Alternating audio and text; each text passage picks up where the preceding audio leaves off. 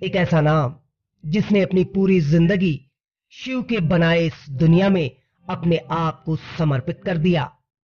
सामाजिक, बौद्धिक, आध्यात्मिक जन जागरण में हमेशा अपनी जिम्मेदारियों को निभाया।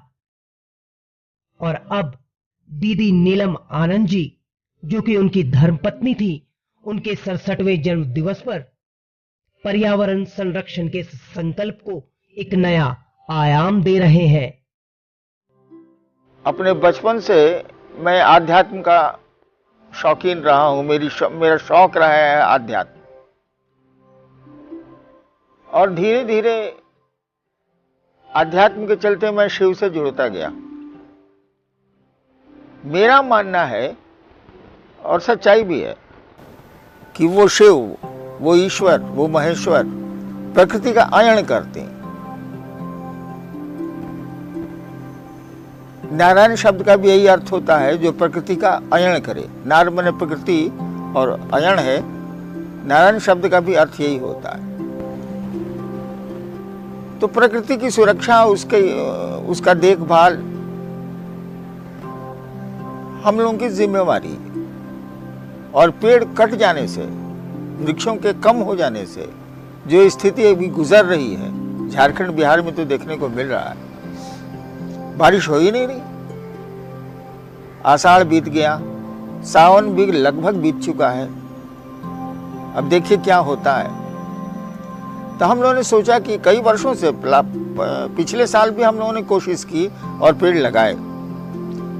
इस बार हम लोगों ने सोचा कि मेरी पत्नी नीलम के जन्मदिन पर पूरे देश में या देश के बाहर हम लोग वृक्ष लगाएंगे।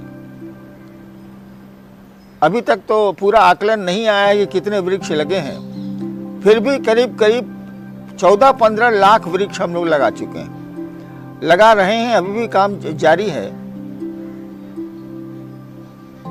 और गर्मी में तो लगा नहीं सकते, उसकी देखभाल कठिन हो जाती है। बारिश के मौसम में पेड़ बचते हैं, और इसीलिए हम लोगों ने इस अभियान को शुरू किया।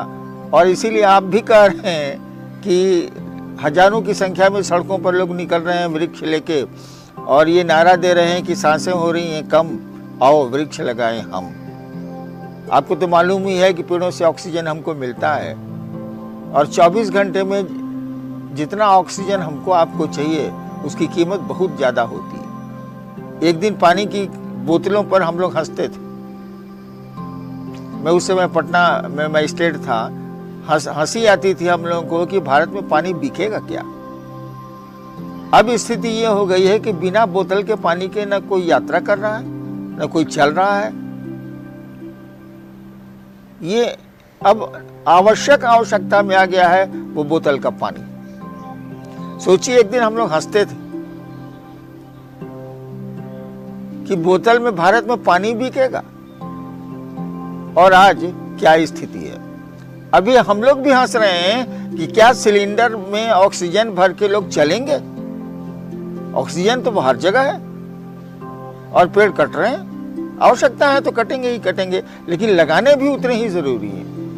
अब सड़कें बननी है, घर बनने हैं, पुल बनने हैं, या जो भी चीजें बननी है, निर्माण होना है, तो पेड़ तो कट सकते हैं। लेकिन जितने कटते हैं उससे दुगुने मात्रा में उनको लगाया जाना चाहिए। वो लगे। कटने का विरोध हम लोग नहीं कर रहे हैं, लेकिन हम लोग लगाने के लिए प्रेरित कर रहे हैं। लगाइए। और किसी बात को प्रेरित करने के लिए स्वयं चलना पड़ता है।